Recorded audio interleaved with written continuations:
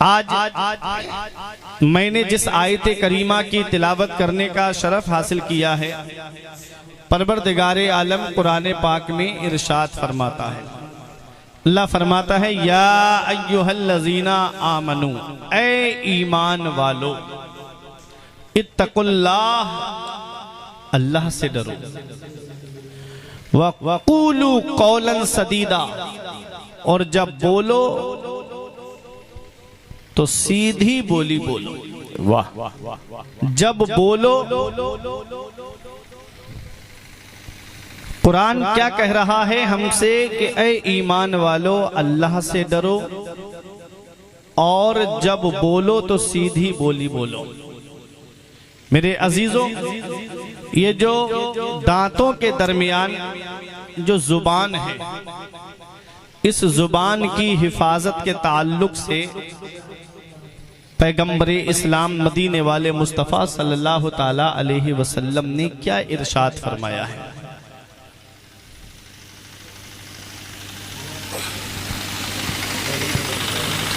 थोड़ी आवाज कम करने के लिए दीजिए। ठीक, हारन बंद कर दीजिए, सिर्फ यहीं पर स्पीकर की आवाज रखिए।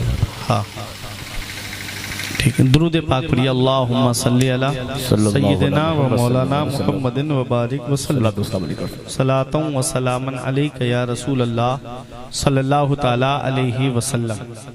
देखो, अल्लाह तबारक व ताला ने इंसान को जिंदगी जीने के लिए दो पैर अता फरमाए, दो हाथ दिए हैं, दो आंखें दी हैं, दो कान दिए हैं। तवज्जो के साथ सुनिएगा, इंसानी जिंदगी के लिए देखो, दो पैर, दो हाथ, दो आंखें, दो कान, और ये जो नाक आप देख रहे हैं, ये नाक बज़ाहिर सामने से देखने में तो एक है, लेकिन इसके अंदर सुराख भी दो हैं।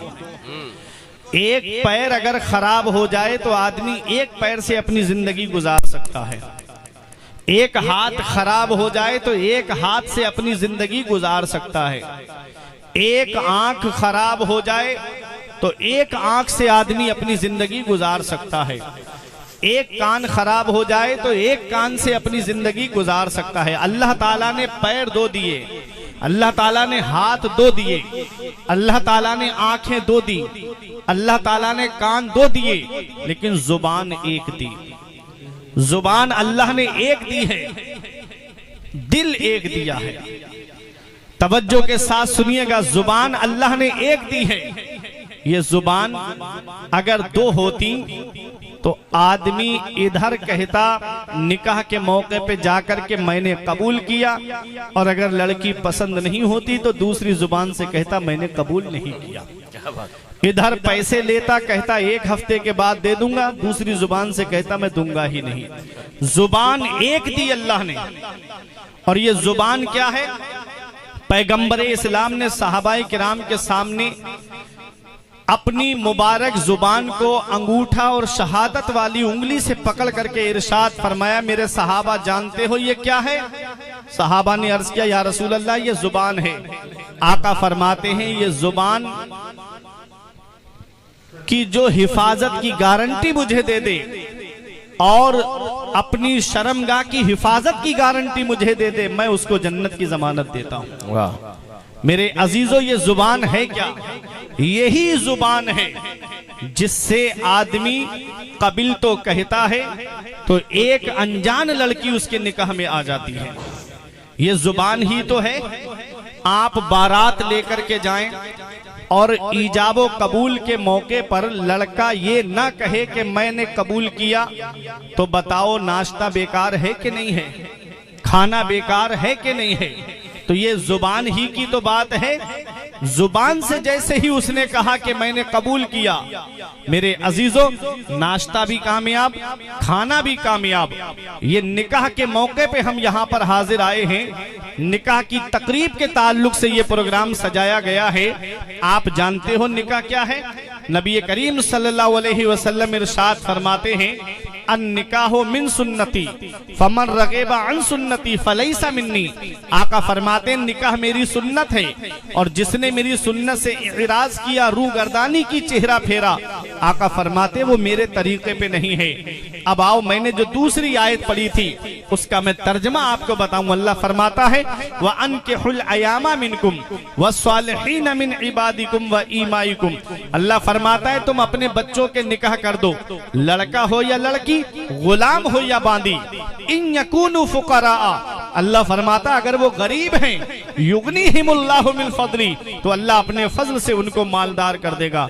वल्लाहु वासिउन अलीम, अल्लाह वुसअत वाला है, जानने वाला है।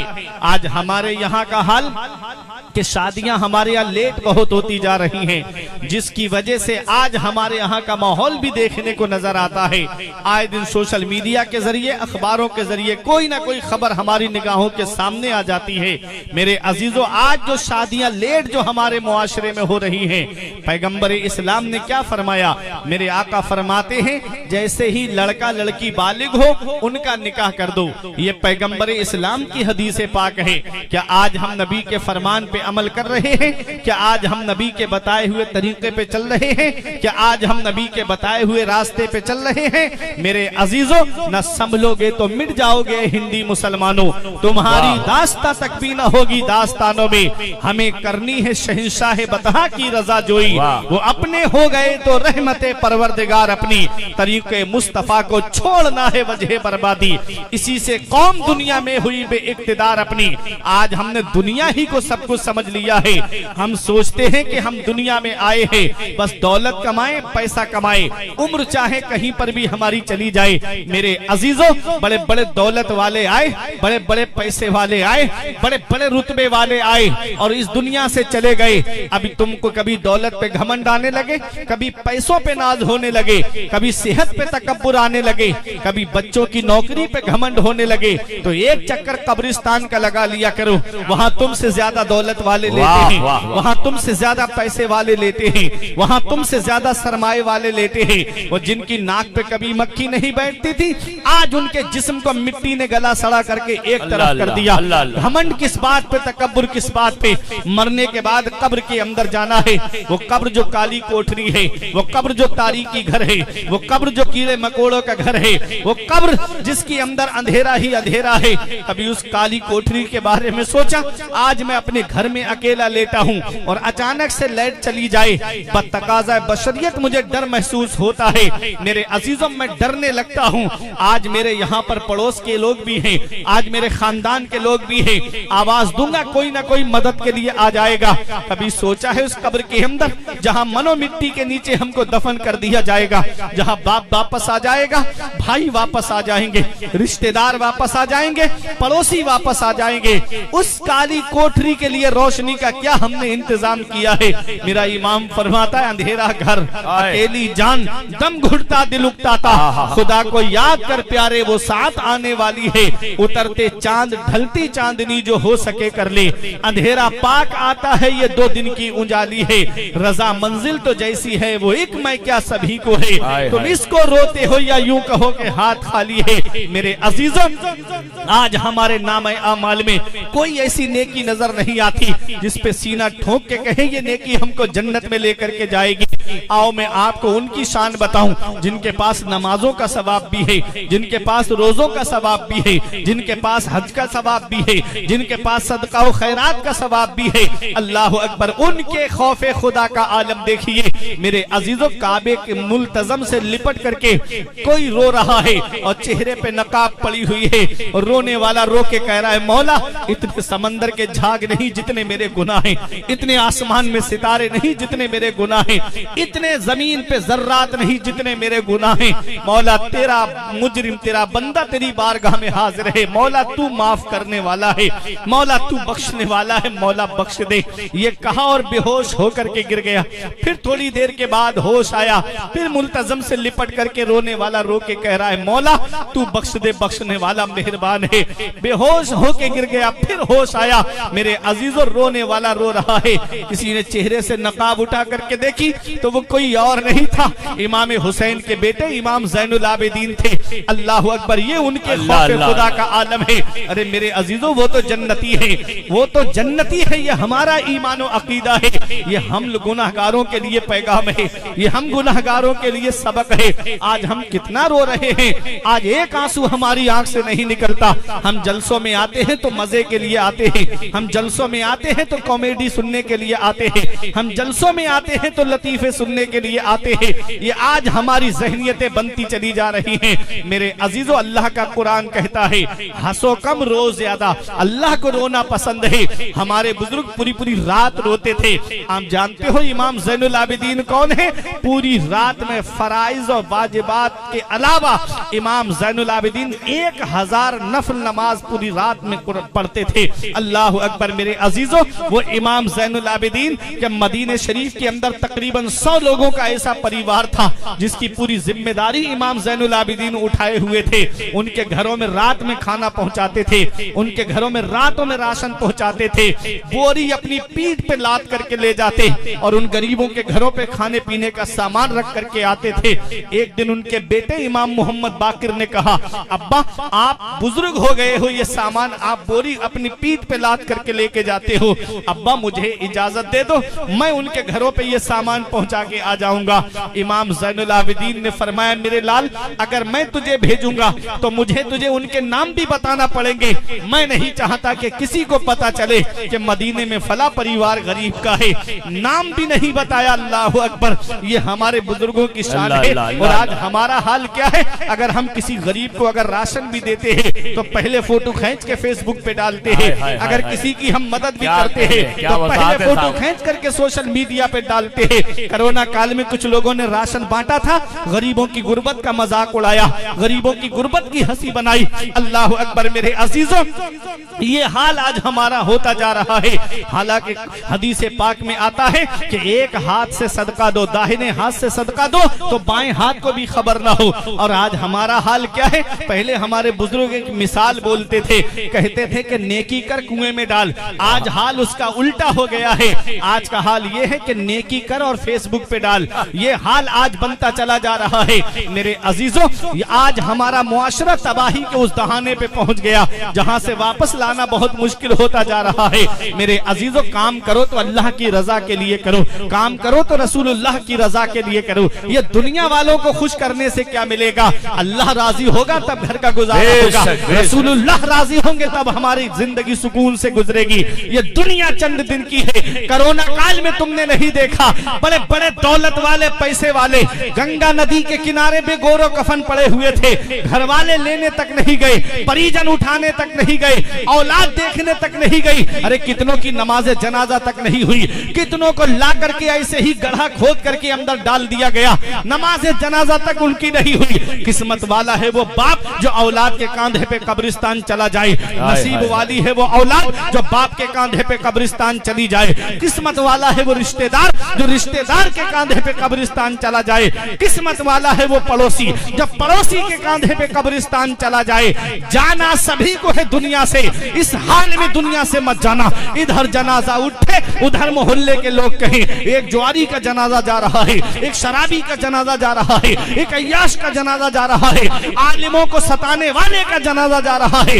इस हाल में दुनिया से मत जाना। अरे जब दुनिया से जाना हो तो इस हाल में जाना कि इधर जनाजा उठे, उधर आलिम साहब कहे गद्दारे मुस्तफा का नहीं, वफादारे मुस्तफा का जा रहा है, गुलाम रसूल का जनाजा जा रहा है, आशिके रसूल का जनाजा जा रहा है। जब इस हाल में दुनिया से जाओगे तो यही कहोगे ये नाज ये अंदाज हमारे नहीं होते, दामन में अगर टुकड़े तुम्हारे नहीं होते, बेदाम ही बिक जाइए बाजारे नबी में। इस शान के सौदे में खसारे होते, मिलती ना अगर भीख हुजूर आपके दर से, इस ठाट से मंगतों के गुजारे नहीं होते। नारे तकबीर, नारे रिसालत, उलमाए अहले सुन्नत, अज़मते मुस्तफा। अच्छे काम करके दुनिया से जाओ, मुत्तकी बन के दुनिया से जाओ, परहेजगार बन के दुनिया से जाओ। आज अफसोस होता है मुझे अपने नौजवानों पर कि जो 2.5 घंटे बैठ करके IPL देखते हैं और 10 मिनट अल्लाह की इबादत के लिए मस्जिद में नहीं जाते। आज जो रोना रोया जा रहा है ना, मुसलमान परेशान बहुत है, मुसलमान सताया बहुत जा रहा है। जब भी कहता हूं या अल्लाह मेरा हाल देख, हुक्म होता है अपना नामा अमाल देख। कभी अपने नामा अमाल में झांक के देखा कि आज हमारी जिंदगी कैसे गुजर रही है? अल्लाह अल्लाह, आज हमारे शब रोज कैसे गुजर रहे हैं? मस्जिदें सूनी हो गई, मदरसे हमारे वीरान हो गए और हमने सिनेमा हॉल आबाद कर दिए। कभी सोचा है नौजवानों, रात में फिल्में देख के सो गए और आंख कब्र में जाकर खुली तो कौन है जो तुम्हारे काम आएगा? कानों में ईयरफोन, ईयरबड्स, ब्लूटूथ लगा के रोड पे गाड़ियां दौड़ा के गाने सुनने वालों, अगर इसी हाल में दुनिया से चले गए तो कौन है जो कब्र में तुम्हारे काम आएगा? मेरा इमाम फरमाता है, उनको रहम आए तो आए, वरना वो करीम मार है क्या होना है। अल्लाह अल्लाह, छुप के लोगों से किए जिसके गुनाह, वो खबरदार है क्या होना है। हाय बिगड़ी तो कहाँ आकर ना हो, ऐन मझधार है क्या होना है। दूर जाना है रहा दिन थोड़ा, मत पे क्या मार है क्या होना है। मेरे अजीजों, उस कब्र को याद कर लिया करो। हमारे बुजुर्गों के खौफे खुदा का ये आलम है कि रातों में सोते नहीं थे, रातों में उठ उठ करके रोया करते थे कि मौला कयामत में हमारा क्या होगा, मौला कयामत में हमारा क्या होगा। आज गौसे आजम का हम नाम तो सुनते हैं, सरकार गौसे आजम का नाम तो लेते हैं, लेकिन गौसे आजम की सीरत को नहीं अपनाते। शेख सादी ने गुलिस्ता के 2 बाब की 3री हिकायत में लिखा कि कोई काबे का गिलाफ पकड़ के सुबह के वक्त में रो रहा था। रोने की आवाज ऐसी दर्द भरी कि जो सुने वो भी रोने लगे। रोने वाला रो के कह रहा था, मौला मेरी नेकियां अपनी बारगाह में कबूल फरमा ले, मौला मेरे नेक अमाल अपनी बारगाह में कबूल फरमा ले।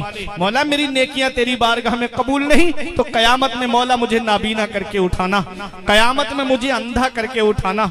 अल्लाह अकबर। मेरे अजीजों, पूछने वालों ने पूछा, ओ इस तरह रो के अपने रब को मनाने वाले, जरा अपना नाम तो बता दे। रोने वाले ने कहा था, अना अब्दुल कादिर जीलानी, मेरा नाम अब्दुल कादिर जीलानी है। कौन गौसे आजम है? मेरे अजीजों, तब तक कोई वली बनता ही नहीं है जब तक गौसे आजम के दस्तखत नहीं हो जाते। विलायत का बजट गौसे आजम की बारगाह से पास होता है, तब कोई वली बनता है।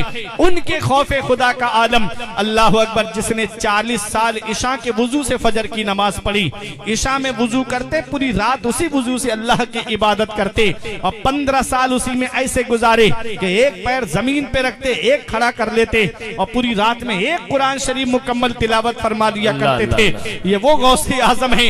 इनके खौफे खुदा का आलम देखिए। इनके मर्तबे को बयान करते हुए मेरा इमाम कहता है, ताजे फरके उरफा किसके कदम को कहिए, सर जिसे बाज दे वो पाँव है किसका तेरा, सर भला क्या कोई जाने के है कैसा तेरा, औलिया मलते हैं आंखें वो है तलवा तेरा। सारे अफ्ताबे जहां करते हैं काबे का तवाफ, काबा करता है तवाफे दरे बाला तेरा। शुक्र के जोश में जो है वो तुझे क्या जाने, खिज्र के होश से पूछे कोई रुतबा तेरा।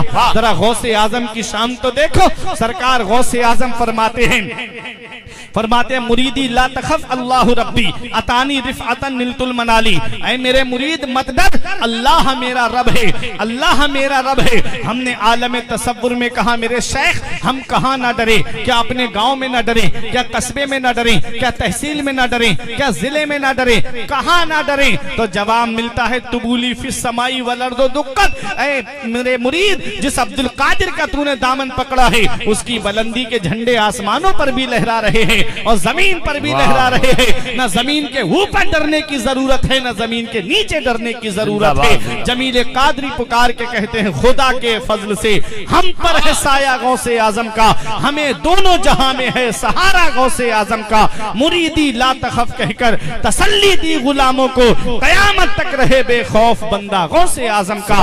फरिश्तों रोकते क्यों हो हमें जन्नत में जाने से, ये देखो हाथ में दामन है किसका, गौसे आजम। नारे तकबीर, नारे रिसालत, फैज़ाने गौसे आज़म। ये उनका खौफे खुदा है, इनके मर्तबे की शान, जिनकी अजमत, जिनका मकाम सुरैया। अल्लाह अकबर। बड़े बड़े बुजुर्ग जिसकी अजमत को बयान करें, वो काबे का गिलाफ पकड़ के रो रहे हैं कि मौला बख्श दे, मौला बख्श दे क़यामत में नाबीना करके उठाना अगर मेरी नेकियां तेरी बारगाह में कबूल नहीं। किसी ने कहा ये क्यों कह रहे हो क़यामत में नाबीना करके उठाना? कहते हैं क़यामत में अल्लाह के नेकोकार बंदे होंगे, क़यामत में अल्लाह के परहेजगार बंदे होंगे, क़यामत में मुत्तकी बंदे होंगे अल्लाह के। अगर मेरी नेकियां रब की बारगाह में कबूल नहीं तो मैं उनके सामने शर्मिंदा हो जाऊंगा। अल्लाह अकबर। मैदाने हश्र को याद करके रो रहे हैं गौसे आजम। मेरे अजीजों, आज हमारी आंख से एक आंसू नहीं निकलता। आज ये सूरज चौथे आसमान पर है, उसकी पीठ हमारी तरफ है, तब हम उसकी गर्मी बर्दाश्त नहीं कर पा रहे हैं। उस दिन सूरज सवा नेजे पे होगा, पीठ नहीं उसका मुंह हमारी तरफ होगा। जरा सोचो क्या आलम होगा गर्मी का। और ये जमीन मिट्टी की है, मिट्टी की खासियत है ठंडा होना। उस दिन जमीन तांबे की होगी। अब जरा सोचो पसीने का ये आलम है कि किसी के टखनों तक पसीना, किसी के घुटनों तक पसीना, किसी की कमर तक पसीना। जैसे जिसके अमल होंगे वैसा ही उसको वहां पर इनाम मिलेगा। मेरा इमाम कहता है गिरने को हूँ रोक लो, गोता लगे हाथ दो, ऐसों पर ऐसी अता तुम पे करोड़ों दुरूद। उस मंजर को याद करो मेरे अजीजों। आज दुनिया का हाल ये है, यहाँ अगर भाई का झगड़ा भाई किसी से हो जाए तो फौरन वो अपने भाइयों को फोन करता है, उसके भाई उसकी मदद के लिए पहुंच जाते हैं। आज ये दुनिया है दुनिया। मेरे अजीजों, मैदान हश्र को याद करो। अल्लाह का कुरान कहता है यौम यफिरुल मरउ मिन अखी व उम्मिही व अबी व साहिबतिही व बनी। अल्लाह का कुरान कहता है वहां भाई भाई से भाग रहा होगा, बाप बेटे से भाग रहा होगा, माँ बेटे से भाग रही होगी, रिश्तेदार रिश्तेदार से भाग रहे होंगे। वहां कोई किसी के काम नहीं आएगा। उस मंजर को याद करो मेरे अजीजों। वहां पर सब जमा होंगे, अव्वलीन और आखिरीन वहां पर जमा होंगे। अल्लाह तबारक व तआला इरशाद फरमाएगा लिमनिल मुल्कुल यौम, आज किसकी बादशाहत है? ओ फिरौन बनने वालों, ओ नमरूद बनने वालों, ओ शद्दाद बनने वालों, ओ हामान बनने वालों, ओ कारून बनने वालों, ओ अबू जहल उतबा शैबा अबू लहब बनने वालों, आज किसकी बादशाहत है? लिल्लाहिल वाहिदिल क़हार। आज अल्लाह की बादशाहत है जो एक है, क़हार है। आला हजरत बरेली से पुकार के कहते हैं खुदाए क़हार है गजब पर, खुले हैं बदकारियों के दफ्तर। खुदाए क़हार है गजब पर, खुले हैं बदकारियों के दफ्तर। बचा लो आकर शफीए महशर, तुम्हारा बंदा अजाब में है। खड़े हैं मुनकर नकीर सर पर, न कोई हामी न कोई याबर। बता दो आकर मेरे पैगंबर के सख्त मुश्किल जवाब में है। उठा दो पर्दा, दिखा दो चेहरा के नूरे बारी हिजाब में है। जमाना तारीक हो रहा है कि महर कब से नकाब में। सुभान अल्लाह, सुभान अल्लाह। आज खौफे खुदा हमारे दिलों से निकल गया। आज अल्लाह का डर हमारे दिलों से निकल गया। आज हमारे दिल से खौफे खुदा निकल गया। आज हम मस्जिदों में जाते हैं, वहां पर भी माज़अल्लाह रमजान शरीफ के महीने में हमने जवानों को मजाक करते हुए मस्जिद में देखा। अल्लाह अकबर। तरावी होती है मस्जिद में, बाहर खड़े हुए दिल लगी करते रहेंगे, और जब देखा इमाम साहब रुकू में जाने वाले हैं, भागते हुए आएंगे, फिर रुकू के अंदर जाएंगे।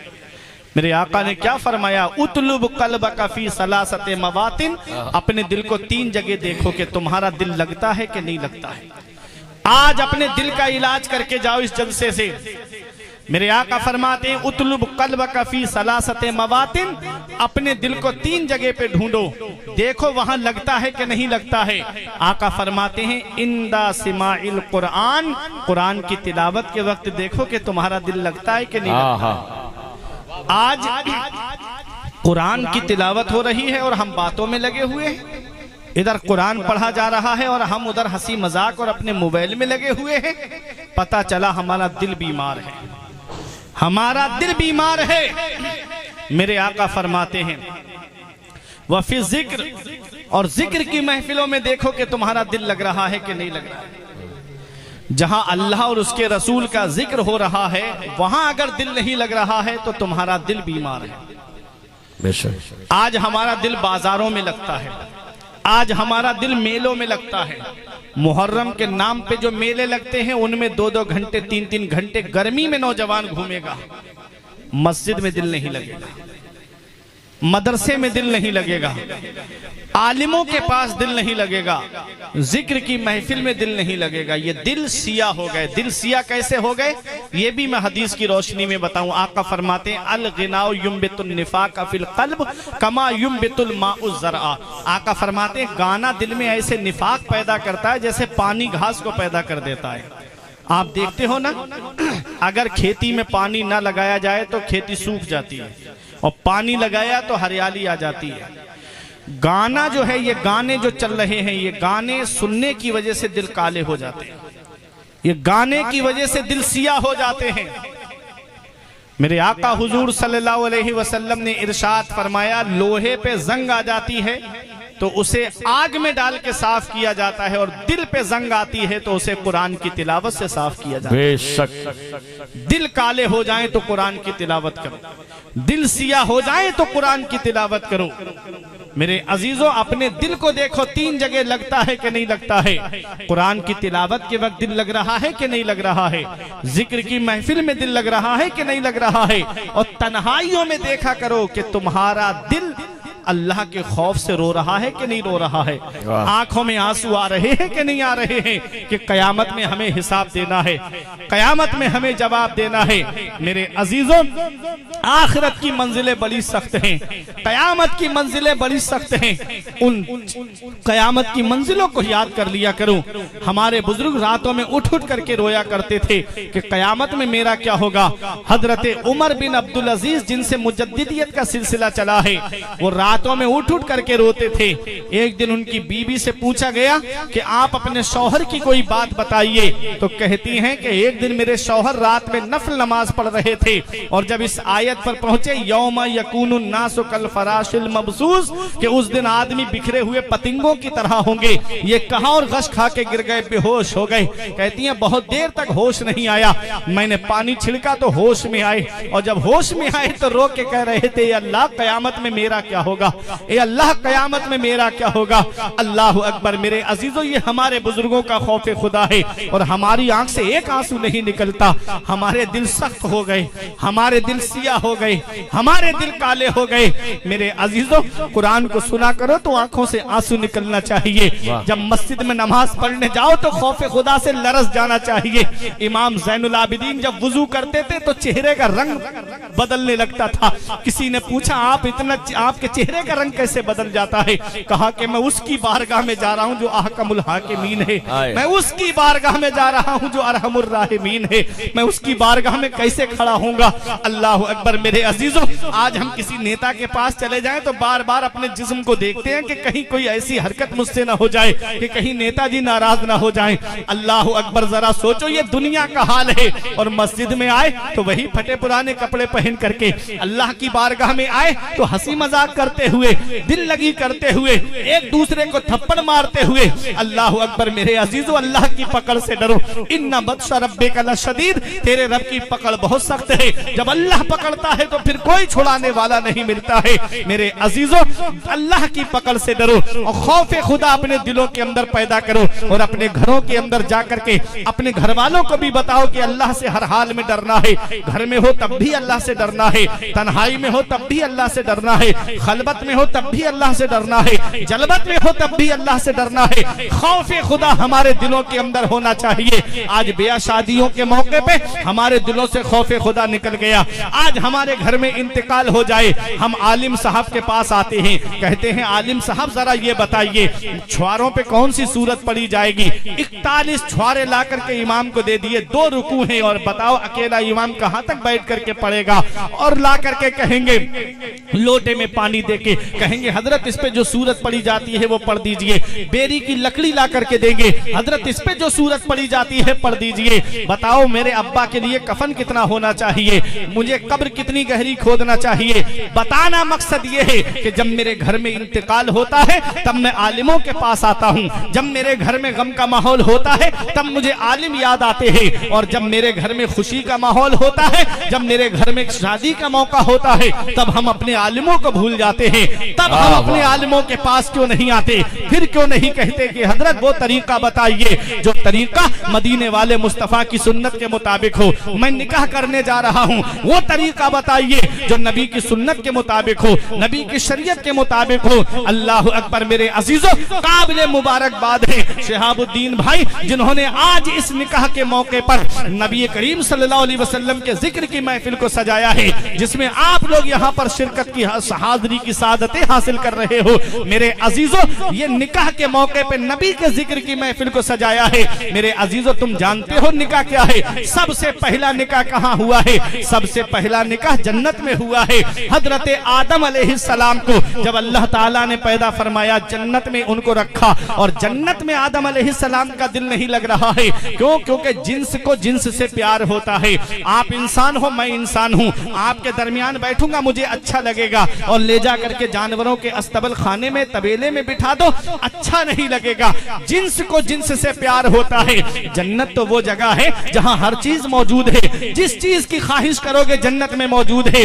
भूरे जन्नत में मौजूद हैं, गिलमान जन्नत में मौजूद हैं, फल फ्रूट जन्नत में मौजूद हैं, सारी नेमतें जन्नत में मौजूद हैं। अल्लाह का कुरान कहता है जिस चीज की ख्वाहिश करोगे वो चीज जन्नत में मौजूद है। मेरे अजीजों, जब सब कुछ जन्नत में मौजूद है फिर भी आदम अलैहिस्सलाम का मन नहीं लग रहा है। अल्लाह ताला तो दिलों के राज जानता है। अल्लाह तो, मेरा रब तो दिलों के राज से वाकिफ है। उनके ऊपर नींद तारी हो गई। अल्लाह तबारक व तआला ने फरिश्तों को हुक्म दिया, हजरत आदम अलैहिस्सलाम की बाईं पसली को निकालो।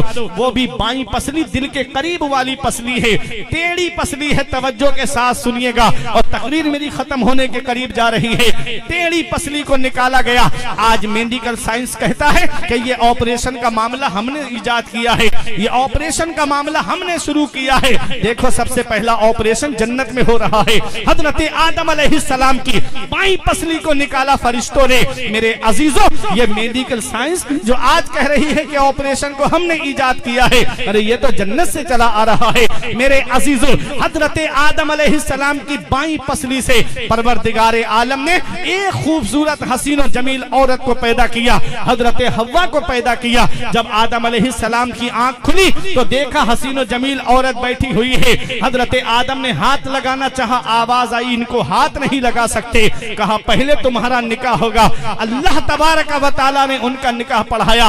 हजरत जिब्राइल और हजरत मीकाईल अलैहिमुस्सलाम उसके गवाह बने। और आज वो जो बारात है हमारे यहाँ के बारातियों की तरह नहीं, जो बिरयानी के लिए परेशान रही, जो नाश्ते के लिए परेशान रही, जो खाने पीने के लिए परेशान रही।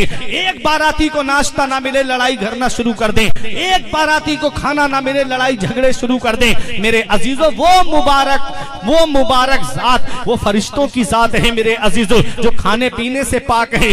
ऐसी मुबारक जमात के दरमियान हजरत आदम का निकाह हो रहा है। हजरत आदम ने फिर हाथ लगाना चाहा, आवाज आई, अभी हाथ नहीं लगा सकते। अर्ज किया, मौला क्यों? कहा पहले इनका महर अदा करो। कहा मौला महर क्या है? अल्लाह ने फरमाया मेरे महबूब पे दुरूद पाक पढ़ना महर है। अल्लाहु अकबर, मेरे महबूब पे दुरूद पढ़ो। कहा मौला तेरे महबूब कौन है? अल्लाह तबारक व तआला ने अपने महबूब की शान बताई। आदम अलैहिस्सलाम ने, हजरत आदम अलैहिस्सलाम ने हमारे नबी पर बर रिवायत मुख्तलिफ 11 मरतबा, 13 मरतबा या 17 मरतबा या 20 मरतबा मदीने वाले मुस्तफा पे दुरूद व सलाम पढ़ा है खड़े होकर के। हजरत आदम अलैहिस्सलाम है। मेरे अजीजों, आज हम जो निकाह के मौके पे जो महफिल मीलाद सजाते हैं, ये हमारे बाप आदम अलैहिस्सलाम की सुन्नत है, आदम की सुन्नत है। मीलाद में क्या होता है? नबी का जिक्र होता है, नबी का चर्चा होता है, नबी की तारीफ होती है,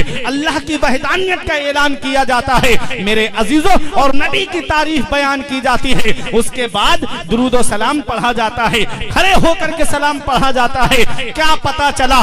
बेटे दो तरह के होते हैं, एक वफादार होता है और एक गद्दार होता है, एक फरमाबरदार होता है और एक नाफरमान होता है। तो जो फरमाबरदार बेटे हैं वो अपने बाप की सुन्नत को अदा करते हैं, और जो नाफरमान बेटे हैं वो अपने बाप की सुन्नत को अदा नहीं करते, बल्कि मीलाद के ताल्लुक से दलीलें मांगते हैं। कोई कहता है कि मीलाद के ताल्लुक से सबूत दो। नबी का मीलाद मनाना माज़अल्लाह, ये नबी का मीलाद मनाना शिर्क बताया जा रहा है। ये हाल है, उनको पैगाम मेरे इमाम ने दे दिया। ओ मेरे नबी की आमद पर चेहरे बिगाड़ने वालों, अहमद रजा सुन्नियों को यही पैगाम देगा कि हश्र तक डालेंगे हम पैदाइश से मौला की धूम, हश्र तक डालेंगे हम पैदाइश से मौला की धूम। मिसले फारस नज़्द के किले गिराते जाएंगे, खाक हो जाएं अदू जलकर मगर हम तो रजा, दम में जब तक दम है जिक्र उनका सुनाते जाएं। नारे तकबीर, नारे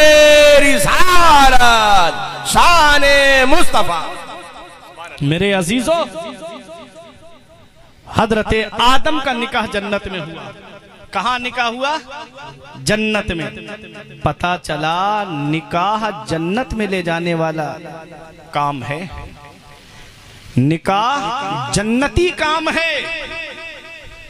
सैकड़ों हराम रिश्तों से बेहतर है एक पाकीज़ा हलाल रिश्ता अपना लिया जाए, वो है निकाह का। सुभान अल्लाह, सुभान अल्लाह, बहुत अच्छा। आज वो रिश्ता छोड़ करके माज़ल्लाह ऐसी ऐसी खबरें आती हैं कि रिलेशनशिप में 1 साल से आदमी रह रहा है, 2 साल से रह रहा है। ये हराम रिश्ते हमारी शरीयत इजाजत नहीं देती, हमारा मजहब इजाजत नहीं देता।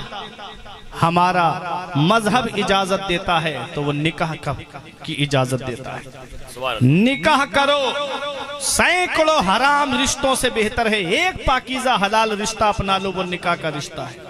बेशक आज ये निकाह की तकरीब के मौके पे प्रोग्राम रखा गया है। पहला निकाह जन्नत में हो रहा है। हजरत आदम अलैहिस्सलाम की बाईं पसली से हजरत हव्वा को पैदा किया गया है। बाईं पसली। अल्लाह तो कादिर मुतलक है। अल्लाह चाहता तो पैर की हड्डी से पैदा कर देता, अल्लाह चाहता तो सर की हड्डी से पैदा कर देता।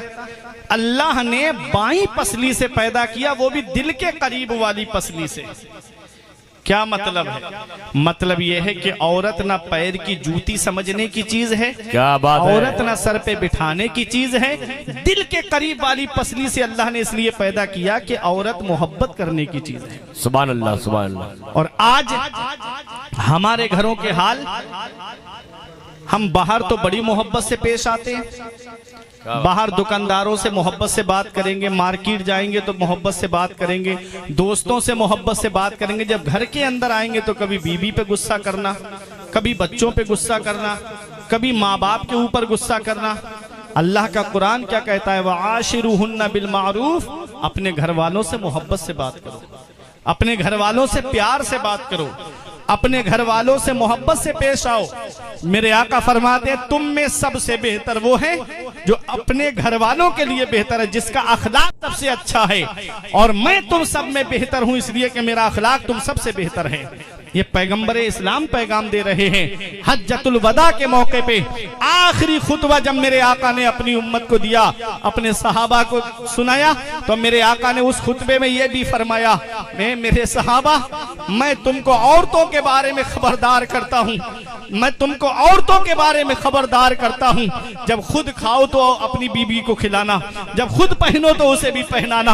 अल्लाह अकबर। पैगंबर इस्लाम ने औरत पे जुल्म करने से मना फरमाया है। ऐ मेरे अजीजों, हमारा नबी कितनी मोहब्बत फरमाते हैं हम गुनाहगारों से, हमारे नबी कितना प्यार फरमाते हैं हम गुनाहगारों से।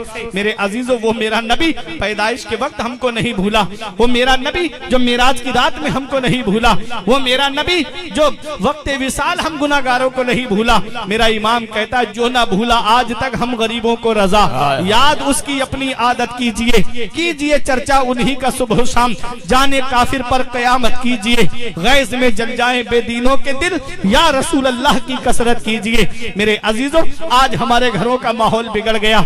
आज हम अपने बीवी बच्चों पे गुस्सा करते हैं, और माज़अल्लाह बाज घर तो ऐसे हैं जहां पर औरतों को जहेज के नाम पे टॉर्चर किया जाता है।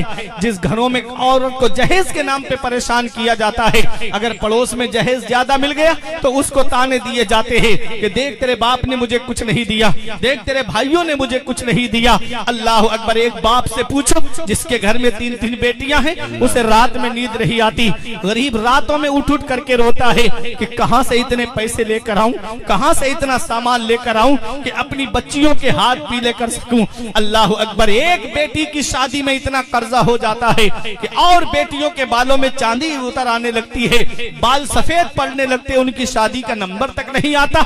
मेरे अजीजों, क्या आज इसके जिम्मेदार हम नहीं हैं? अल्लाह ने बेटा दिया है, अल्लाह ने चश्मो चराग दिया है, अल्लाह ने नूर नजर दिया है। अल्लाह रब्बुल इज्जत की पकड़ से डरो। हमने बाप के कांधे पे बेटे का जनाजा देखा, हमने दादा के कांधे पे पोते का जनाजा देखा। मेरे अजीजों, आने में तरतीब है कि पहले बाप आएगा बाद बाद में बेटा, लेकिन जाने में कोई तरतीब नहीं है। हमने बाप के कांधे पे बेटे का जनाजा देखा है। मेरे अजीजों, आओ अल्लाह की पकड़ से डरो। किसी गरीब का घर उजाड़ के हमें अपना घर आबाद नहीं करना है। किसी के बेटों का सहारा चला जाता है। एक बेटी की शादी में जो जमीन थी वो बेच दी और बेच करके वो बेटी की शादी कर दी। मुझे बताओ मेरे प्यारे मुसलमानों, लड़कों का सहारा चला गया कि नहीं चला गया? काश वो जमीन होती तो वो कोई कारोबार कर लेते, काश वो जमीन होती तो कोई बिजनेस कर लेते, लेकिन नहीं, हमने इस पे तवज्जो नहीं दी। मुझे एक आदमी ऐसा दिखा दो यहाँ बस्ती या उसके कुर्बो जवार में जो ससुराल के पैसे से मालदार हुआ हो, जो ससुराल के पैसे से अमीर हुआ हो। एक आदमी ऐसा दिखाओ।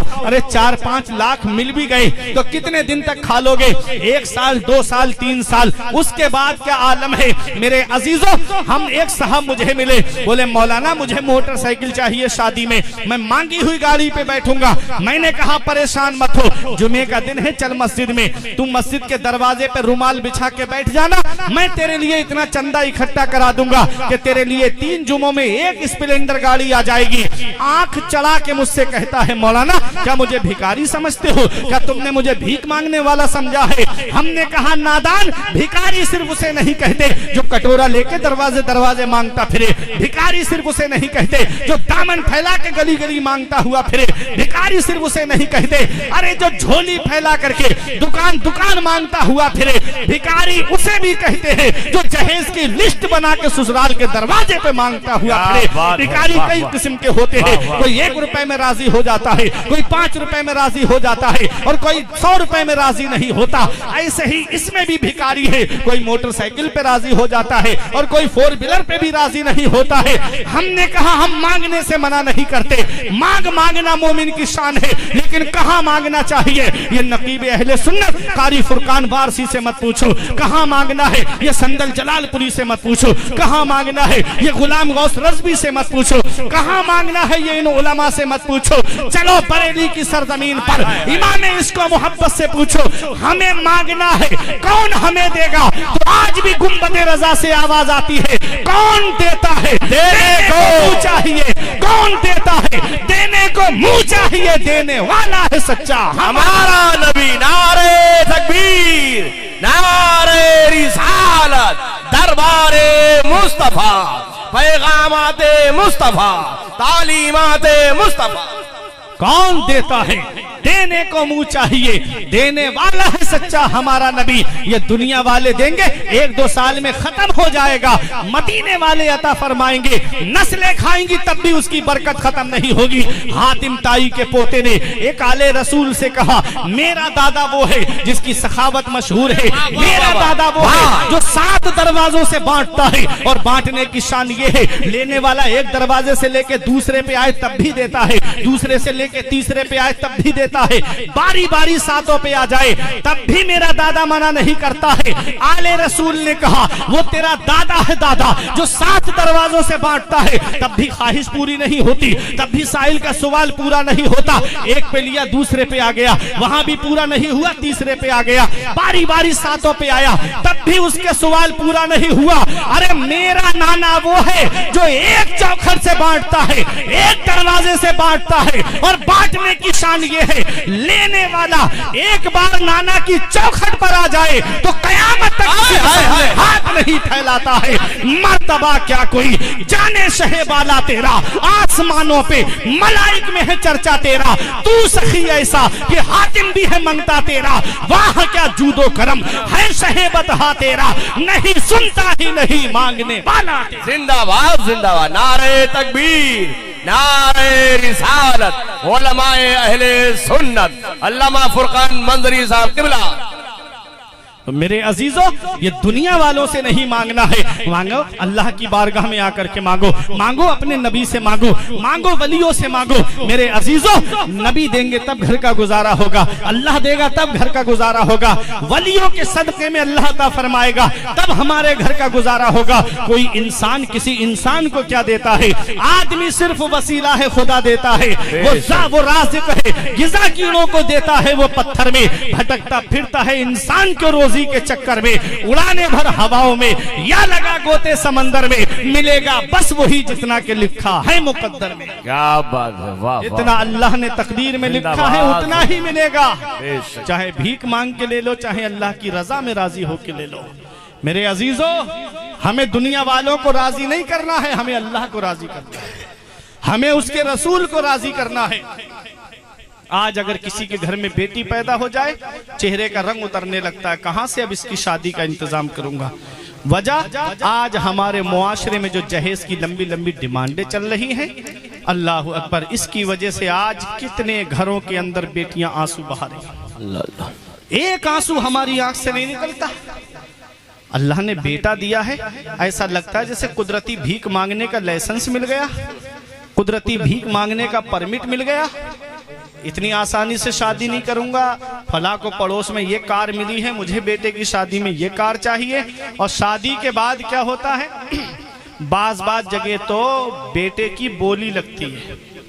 मैंने खुद मंगनी में देखा है, ऐसी ऐसी बिरादरी है कि वहां लड़का बेचा जाता है बकायदा, 15 लाख रुपए अपने लड़के के लिए। अब लड़की वाला देता है 15 लाख, और शादी के बाद क्या होता है, तवज्जो से सुनना, शादी के बाद वो लड़की अपने शौहर को लेके अलग रहने लगती है। अब बुढ़िया और बूढ़ा बैठ के रो रहा है कि पता नहीं कौन से मौलाना से तावीज करा के लाई है, अच्छी बात, मेरा पला पलाया बेटा कब्जा कर लिया। अच्छी बात। अब तो वो अपने माँ बाप से बात तक नहीं करता। एक साहब मिले, बोले हजरत कोई आमिल बता दो। हमने कहा क्या हुआ? कहा मेरी बहू ने मेरे बेटे पे पता नहीं कहां से कराया है, मेरा बेटा मेरे हाथ से चला गया। हमने कहा उसने कहीं से नहीं कराया है, ना उसकी कोई गलती है। कहा मौलाना साहब आप भी उसकी तरफ से बोलने लगे। हमने कहा उसकी कोई गलती नहीं है। हमने कहा ये मोबाइल हमारे पास है, अभी हम इसको संदल भाई के हाथ बेचें, ये हमें कीमत दे देंगे तो ये चीज इनकी हुई कि नहीं हुई? बेशक। ये मोबाइल इनका होगा कि नहीं होगा? हमने बेटे की शादी के वक्त उसकी बोली लगवाई और लड़की के बाप ने वो पैसा दिया अपनी बेटी की खुशी के लिए। तो अब बताओ, जब उस पर उसकी बेटी का कब्जा नहीं होगा तो फिर किसका कब्जा होगा? इसलिए मेरे अजीजों, शादी करो तो ऐसी करो सादगी के साथ, जैसे अली का अक्द हुआ फातिमा के साथ, जरदार देखकर ना जमीन। रिश्ता करो नबी का वफादार, जिंदाबाद जिंदाबाद। रिश्ता करो नबी का वफादार देखकर। मेरे अजीजों, आज दौलत पैसा, और बाद में बेटी फिर आंखों में आंसू लेकर के आती है, कहती अब्बा बहुत परेशान किया जा रहा है मुझे। मेरे अजीजों, आज घरों के हालात ऐसे बन गए, पहले ही दिन हम उस लड़की को, आने वाली दुल्हन को मैदान प्रैक्टिकल में उतार देते हैं। अल्लाह अकबर। कोई उसके चाल चलन को देखता है, कोई उसके चलने को देखता है, कोई कहता है खाना अच्छा नहीं बना पा रही है, कोई कुछ ऐबों को निकालना शुरू कर देते हैं। आते आते वो नए घर में आई है, उसे समझने में वक्त लगेगा कि नहीं लगेगा? तुमने, हमारी बेटी अगर जा करके अपने शौहर के पास खुश रहे तो कहते हैं कि दामाद बहुत अच्छा मिला है, और अगर दूसरे की बेटी को हमारा बेटा समझने लगे तो कहते हैं पता नहीं किससे करा करके लाई है। हमारी बेटी खुश रहे तो दामाद बहुत अच्छा है, और दूसरे की बेटी अगर खुश रहे तो मेरे अजीजों उस पर तावीज का असर बताया जाता है। ये जहनियतें अपने दिमाग से निकाल दो। अगर तुम दूसरे की बेटी को सुख दोगे तो तुम्हारी बेटी को सुख मिलेगा, और अगर दूसरे की बेटी को परेशान करोगे, कहीं ऐसा ना हो कि हमारी बेटी उससे 50 गुना ज्यादा सताई जाए। इन अहसनतुम ले अनफुसिकुम व इन असातुम फलाहा। अल्लाह का कुरान कहता है अच्छाई करोगे तो अच्छाई तुम्हारे लिए है, और अगर बुरा करोगे तो उसका वबाल भी तुम्हारे ऊपर है। मेरे अजीजों, अल्लाह की पकड़ से डरना चाहिए। हमें अपने घर के अंदर मोहब्बत से रहना है, हमें घर के अंदर प्यार से रहना है, हमें अपने बीवी बच्चों से मोहब्बत से बात करनी है, हमें अपने घर वालों से मोहब्बत से बात करनी है। आज नौजवानों को देख के अफसोस होता है, जो नौजवान बैठ करके मोबाइल चलाएंगे लेकिन बाप से बात नहीं करेंगे, मोबाइल चलाएंगे लेकिन माँ से बात नहीं करेंगे। ये माँ बाप अल्लाह की इतनी बड़ी नेमत है। मेरे अजीजों, जब तक शादी नहीं होती है तो बेटा बाहर से कमाई के पैसे माँ के पास भेजता है, बेटा माँ के पास, बाप के पास खर्चे को पैसे भेजता है, और जब शादी हो गई तो माँ बाप एक एक पैसे के लिए तरसते हैं। माँ बाप बुढ़ापे में बैठ करके रोते हैं, काश मेरा बेटा थोड़े खर्चे को पैसे दे देता। आज बेटा जाकर के कोई दार्जिलिंग घूम के आ रहा है, कोई शिमला घूम के आ रहा है, कोई मसूरी घूम के आ रहा है, कोई जाकर के अजमेर की बड़ी डेग में पैसे डाल के आ रहा है। याद रखना, मेरे आका फरमाते हैं, जिससे उसके माँ बाप राजी हैं उससे अल्लाह राजी, उसका रसूल राजी, और जिससे उसके माँ बाप नाराज हैं उससे ना अल्लाह राजी ना उसका रसूल राजी। अरे घर में रूठे हुए माँ बाप को बना लो, अजमेर जाने की जरूरत नहीं पड़ेगी, गरीब नवाज खुद तेरी मदद के लिए आ जाएंगे। मेरे अजीजों, आओ जरा देखो, और आखिरी बात मेरी सुनो और दिल की तख्ती पे लिख करके ले जाना। 500 रुपए कमाते हो, 100 रुपए माँ बाप को खर्चे के लिए दे दो, अल्लाह 400 में इतनी बरकत देगा कि तुम्हारी नस्लें खाएंगी तब भी उसकी बरकत खत्म नहीं होगी। आज घरों में माँ बाप आंसू बहा रहे, अब्बा खांसी से परेशान है, माँ दर्द से परेशान है, और बेटा है कि दोस्तों के साथ पार्टी करता फिर रहा है, बेटा है कि वेटरों को होटलों में टिप दे करके आ रहा है। मेरे अजीजों, याद रखना नौजवानों, हर चीज तुम्हें गूगल पे नहीं मिलेगी, हर चीज तुम्हें यूट्यूब पे नहीं मिलेगी, हर चीज तुम्हें सोशल मीडिया पे नहीं मिलेगी। कुछ जिंदगी जीने के तरीके माँ बाप के पास बैठने से मिलते हैं, कुछ जिंदगी जीने के तरीके माँ बाप के पास बैठने से आते हैं। अपने बूढ़े माँ बाप के पास बैठा करो, उनकी सफेद दाढ़ी की तरफ देखा करो, उनके हाथों की लकीरों की तरफ देखा करो, उनके चेहरे की झुर्रियों की तरफ देखा करो। मेरे अजीजों, उनके हाथों की लकीरें कुछ पैगाम देगी। आज का नौजवान कहता है, मेरे बाप ने मेरे लिए किया क्या है, मेरी माँ ने मेरे लिए किया क्या है। अरे जब तुझे चलना नहीं आता था तो बाप ने उंगली पकड़ के चलना सिखाया, जब तुझे कुछ खाना नहीं आता था तब माँ ने छोटे छोटे लुकमे मुंह में रख के तुझको खाना सिखाया। आज वही माँ बाप बूढ़े हुए, उनके बिस्तर हमने घर से बाहर कर दिए, आज वही माँ बाप बुढ़ापे की दहलीज पे पहुंचे। आज हमारे माँ बाप गर्मी में तड़पते हैं और हमारे कमरों में एसी चलता है, जाड़ों में ठिठुरते हैं माँ बाप पुरानी रजाई ओढ़ करके, और आज हमारे कमरों में गर्म हीटर लगा हुआ है। बताओ कौन सा मुंह लेके हम आका की बारगाह में जाएंगे, कौन सा चेहरा लेकर के शाफ़े महशर की बारगाह में जाएंगे। कयामत में नबी ने हमसे पूछ लिया, और क्या सुलूक करके आए, क्या कहोगे उनका बिस्तर घर से बाहर करके आए, क्या कहोगे कि उनको हमने एक एक पैसे के लिए तरसाया। ईद के मौके पे हमारे बच्चे सिवई खाएं और माँ बाप हमारे बच्चों का चेहरा देखें, बकरा ईद के मौके पे हमारे बच्चे गोश्त खाएं और हमारे माँ बाप हमारे बच्चों का चेहरा देखें। क्या इस दिन के लिए आलिमों के घरों के चक्कर लगाए थे, क्या इस दिन के लिए आस्थानों की खाक छानी थी, क्या इस दिन के लिए पीरों के पास गए थे कि हजरत दुआ कर दो मेरे घर में चिराग जलाने वाला आ जाए। आज वही बेटा थोड़ा सा जवान क्या हुआ, 4 पैसे क्या कमाने लगा, माँ बाप का बिस्तर घर से बाहर कर दिया। मेरे अजीजों, याद रखना, जैसे दूसरा गुम्बद खजरा नहीं, जैसे दूसरा खाना काबा नहीं, ऐसे दूसरे माँ बाप नहीं। माँ बाप की चारपाई जब घर से उठती है तब हमें एहसास होता है आज कितना बड़ा साया मेरे घर से चला गया, आज कितनी बड़ी सपोर्ट मेरे घर से चली गई। हमारे बुजुर्गों ने फरमाया, बाप आंगन में लगे हुए पेड़ की तरह है। जब शिद्दत की गर्मी पड़ती है, जब शिद्दत की धूप पड़ती है, जब गरम गरम लू के थपेड़े होठों को खुश्क कर देते हैं, ऐसे आलम में सबसे बेहतर और मुनासिब साया पेड़ का साया होता है। गर्मी में पेड़ के नीचे बैठो सुकून मिल जाएगा, गर्मी में पेड़ के नीचे बैठ जाओ आराम मिल जाएगा।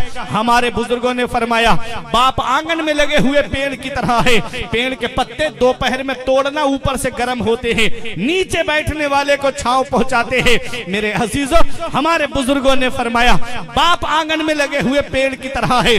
जिस दिन ये पेड़ आंगन से उखड़ गया उस दिन धूप भी परेशान करेगी, गरम गरम लू के थपेड़े भी परेशान करेंगे।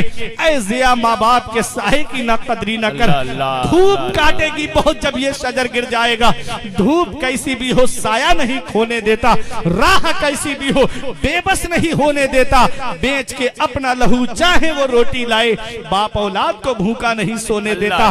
कभी लगे मेरे बाप ने मेरे लिए क्या किया है तो चले जाओ बस्ती में रेलवे स्टेशन की तरफ, चले जाओ बस स्टैंड की तरफ। वहां कुछ लोग तुम्हें रात में 2 बजे 3 बजे ऐसे मिलेंगे कि कोई 4 व्हीलर लेके लखनऊ जाने के लिए खड़ा है, कोई बस लेकर के खड़ा है, कोई ऑटो चला रहा है, कोई ट्रक लेकर के खड़ा है। ये एक बाप ही तो है, बेटा मोबाइल चला के बिस्तर पे आराम से सो गया, और बाप है कि रात में गाड़ी लेकर के रोड पे चल रहा है जान हथेली पे लेकर के। ये एक बाप ही तो है। बाप क्या नहीं करता अपनी औलाद के लिए। बाप कौन सी कुर्बानी नहीं देता अपनी औलाद के लिए। अरे ये रिक्शा चलाने वाला एक बाप है, ये बस चलाने वाला एक बाप है, ये ट्रक चलाने वाला एक बाप है, ये दूसरों के खेतों में मजदूरी करने वाला एक बाप है, ये दिल्ली कमाने जाने वाला एक बाप है, ये बेंगलोर कमाने जाने वाला एक बाप है, ये मुंबई कमाने जाने वाला एक बाप है, ये हैदराबाद कमाने जाने वाला एक बाप है, ये 3-3 साल के लिए सऊदी, दुबई, कतर कमाने जाने वाला एक बाप है। बाप क्या नहीं करता अपनी औलाद के लिए, बाप कौन सी कुर्बानी नहीं देता अपनी औलाद के लिए। आज वही बाप बूढ़ा हुआ, हमने उसका बिस्तर घर से बाहर कर दिया। आज वही बाप के जिस्म की हड्डियों ने जवाब दे दिया, हमने उसका बिस्तर अपने से अलग कर दिया।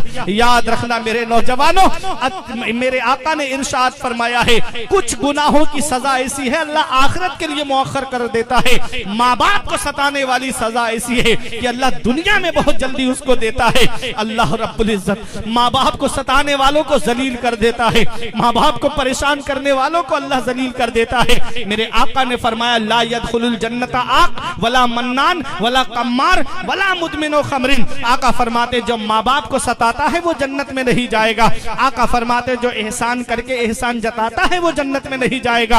आका फरमाते जो जुआ खेलता है वो जन्नत में नहीं जाएगा। आका फरमाते जो शराब पीता है वो जन्नत में नहीं जाएगा।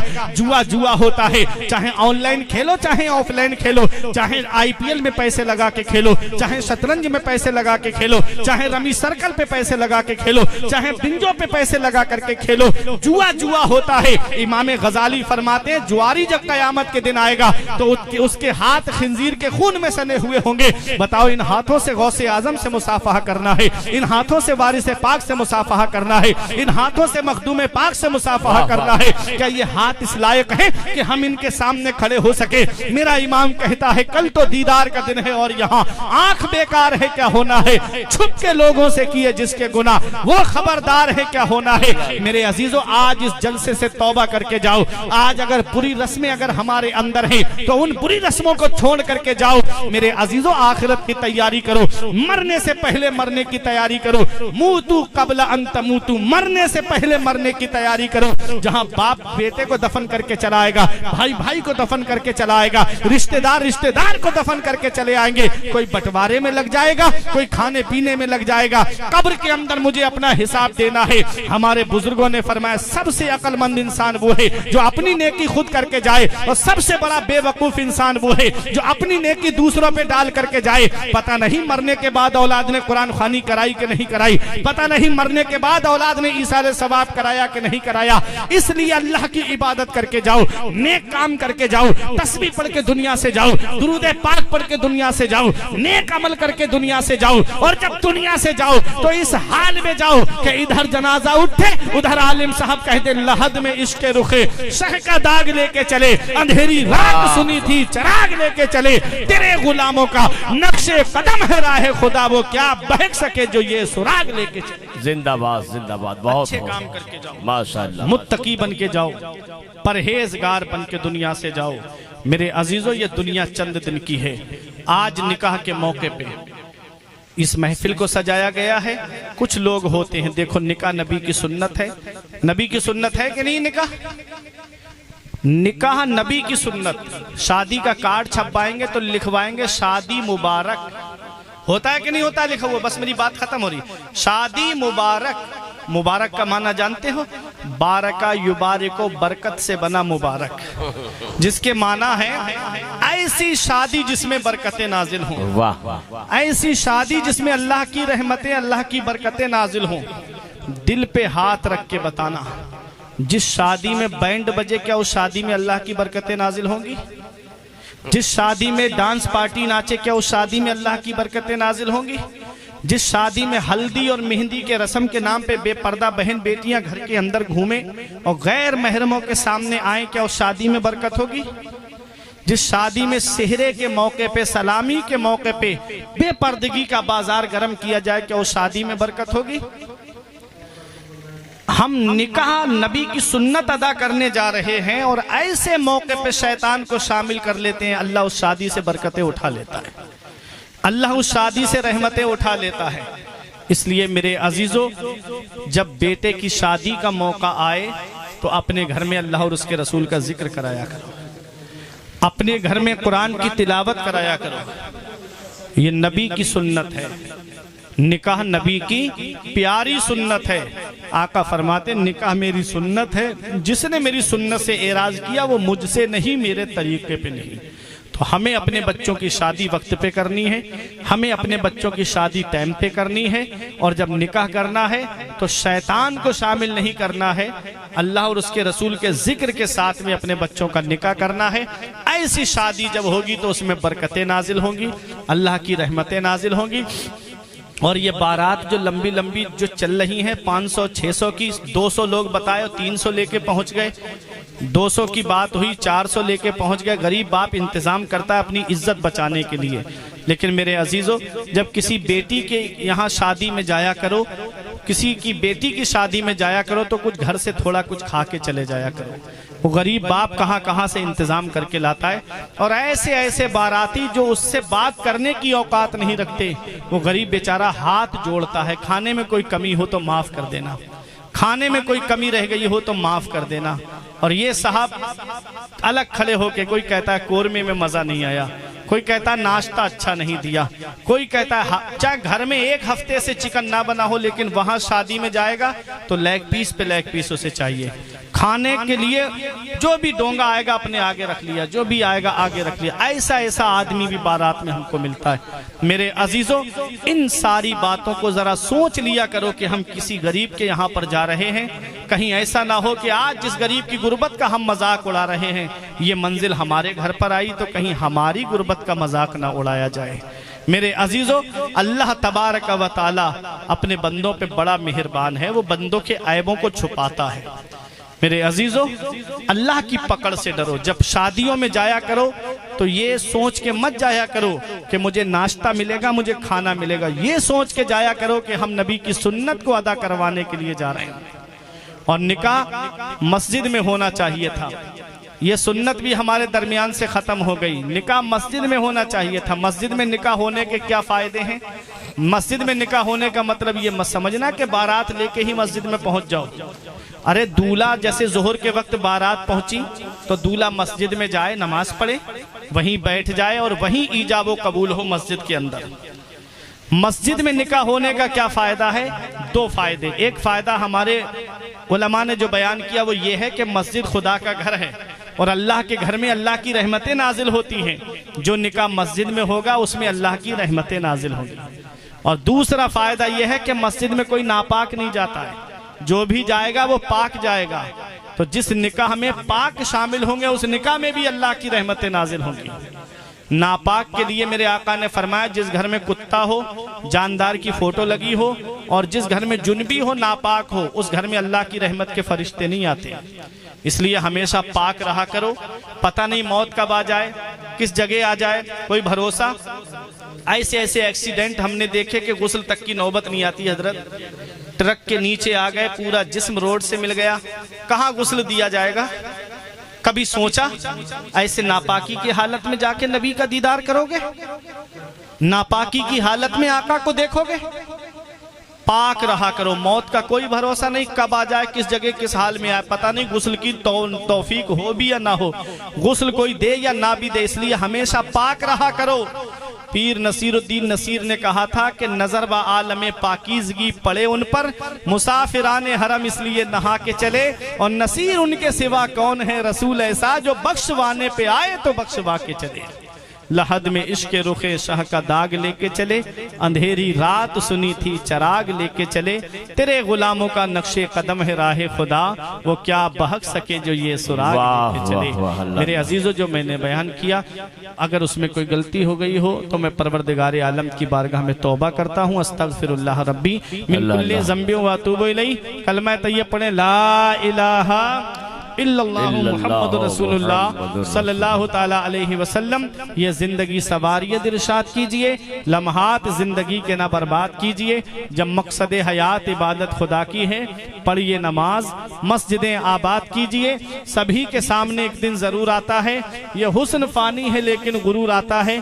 किसी क्रीम से पाउडर से कुछ नहीं होता, नमाज पढ़ने से चेहरे पे नूर आता है। क्या बात, किसी क्रीम से पाउडर से कुछ नहीं होता, नमाज पढ़ने बनने से चेहरे पे नूर आता है। रही कली तो फूल खिलेंगे, जिंदगी बाकी रही तो फिर मिलेंगे। आप अपनी जगह आराम से बैठे रहें। ये इन शायरों की मोहब्बतें हैं, वरना तो खतीब को तो आखिर में ही लाया जाता है खुसूसी बना करके।